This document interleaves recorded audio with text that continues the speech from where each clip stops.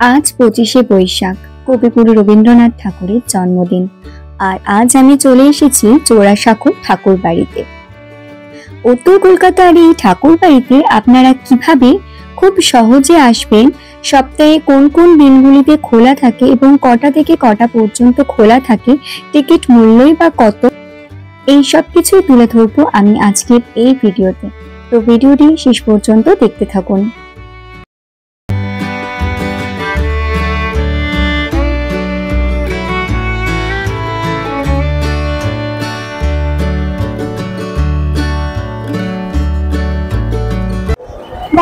নমস্কার বন্ধুরা, আমি জয়িকা ট্রাভেলের জয়িকা চ্যানেলে আপনাদের সকলকে স্বাগত জানাই।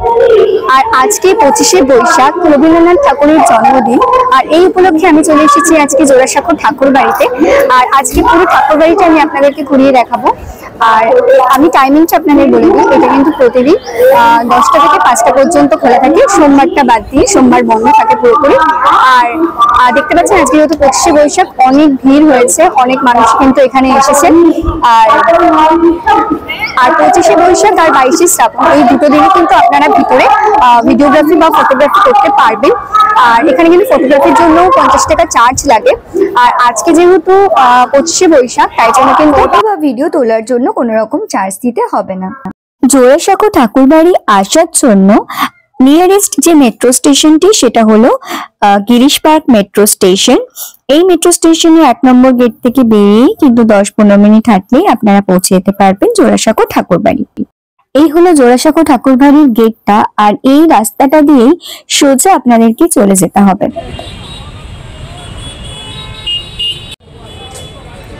আজ কিন্তু টিকিটের কোনো বালাই নেই, অবারিত দ্বার সবার জন্য।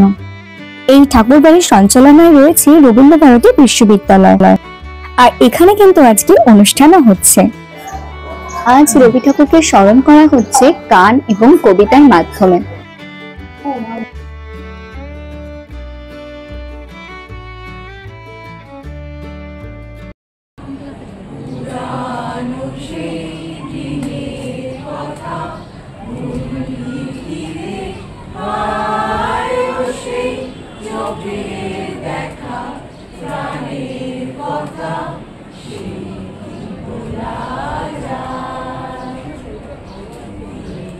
মূল মিউজিয়ামে যাওয়ার আগে চলুন বাড়ির ভিতরটা দেখে নিই আমরা।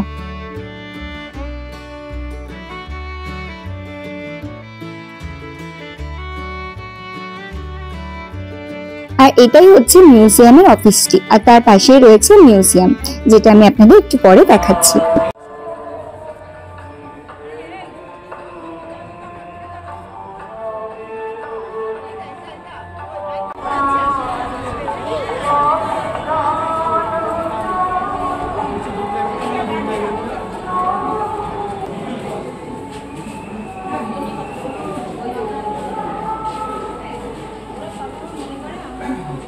আমরা এখন চলে এসেছি বাড়ির ঠিক মাঝখানে। আর এখানেই হতো গান, নাচ, নাটক এবং কবিতার আসর। আর এর ওপরে রয়েছে মিউজিয়ামটি, যেটা আমরা একটু পরেই যাবো। আমি কিন্তু পুরো বাড়িটাই আপনাদেরকে ঘুরিয়ে এভাবে দেখাচ্ছি। আর দেখুন, এখানে কিন্তু অনেক মানুষ এসেছে আজকে। আর এখানে কিন্তু একটি অনুষ্ঠানও হবে।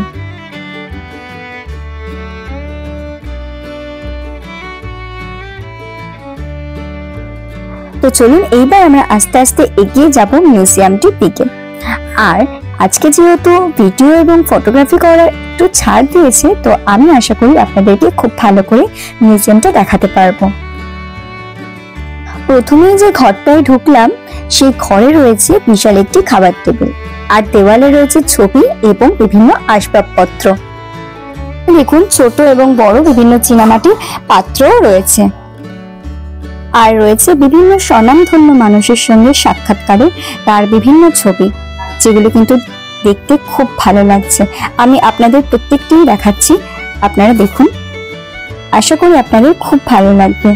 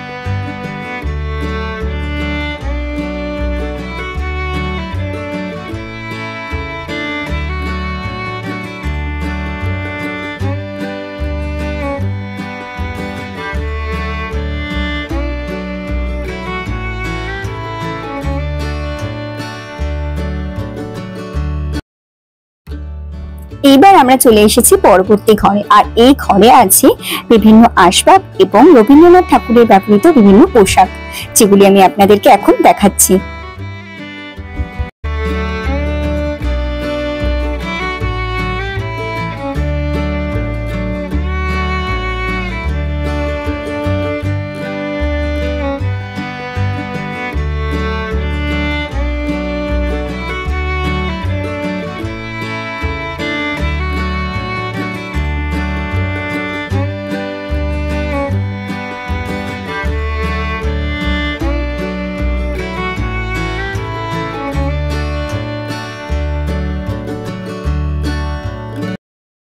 এইবার চলে এসেছি আমরা যেই ঘরে, সেই ঘরটি কিন্তু রবি ঠাকুরের একান্তই আপন, যেই ঘরে রবি ঠাকুর শুতেন।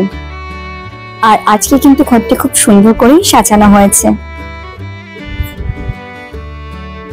আর এই ঘরেই রয়েছে আরো বেশ কিছু ছবি।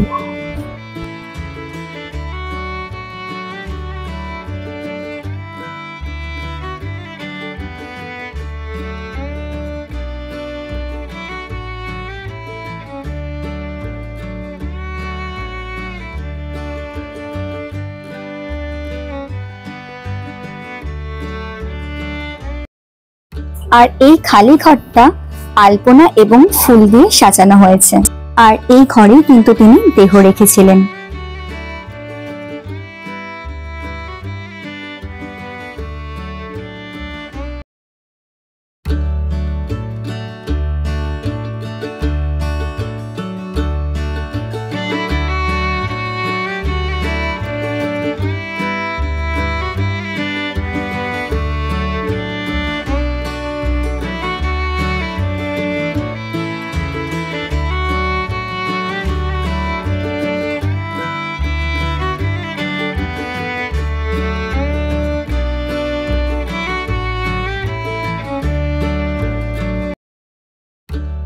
আর এটি হচ্ছে রবীন্দ্রনাথ ঠাকুরের স্ত্রী মৃণালিনী দেবী।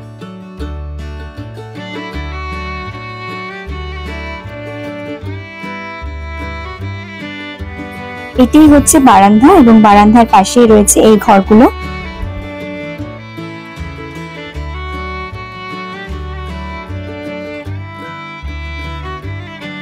আর এই বারান্দাতে হয়েছিল তার হার্ট সার্জারি শেষ বয়সে ডক্টর ললিত মোহন ব্যানার্জির হাত দিয়ে। তারই একটি মডেল এখানে সুন্দরভাবে করা রয়েছে। পাশে একটি ছবি যেখানে আমরা দেখতে পাচ্ছি কলকাতার রাজপথে শেষ যাত্রায় কবি, যেখানে হাজার হাজার মানুষ এসেছিল তারই মহাপ্রস্থানে সাক্ষী হতে। গোটা বারান্দাতে জুড়ে আছে এরকম আরো অসংখ্য ছবি।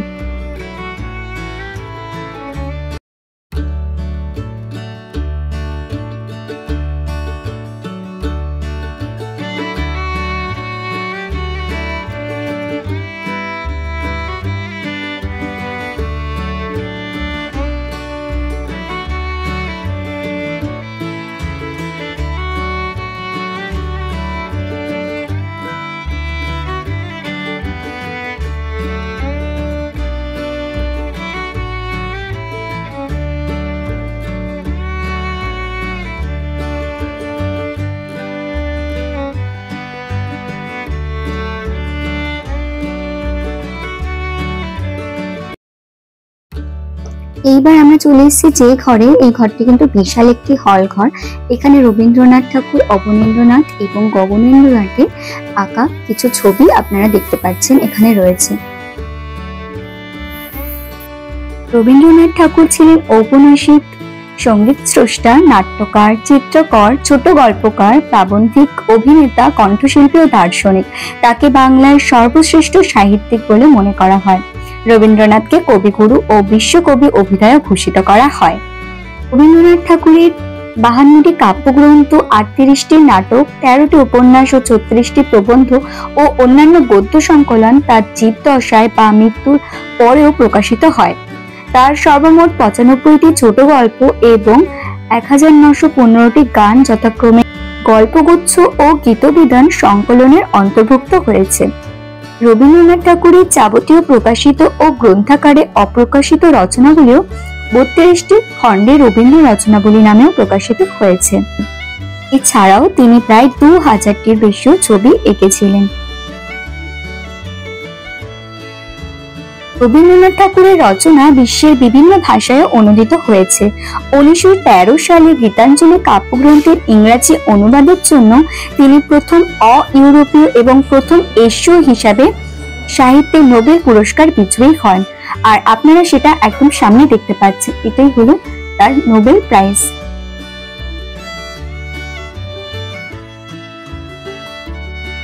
এইবার চলে এলাম অন্দরমহলের দিকে। আর এখানেই আনাগোনা ছিল বাড়ির মেয়ে বউদের।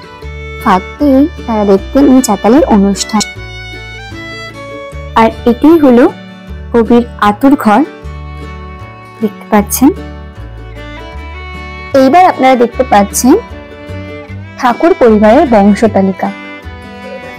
আজকের ভিডিওটি কেমন লাগলো অবশ্যই জানাবেন। ভিডিওটি ভালো লাগলে ভিডিওটি লাইক করবেন এবং আপনাদের বন্ধুদের মাঝে শেয়ার করবেন, এবং আমার চ্যানেলে নতুন হয়ে থাকলে অবশ্যই আমার চ্যানেলটি সাবস্ক্রাইব করে রাখবেন। দেখা হচ্ছে পরবর্তী একটি ভিডিওতে।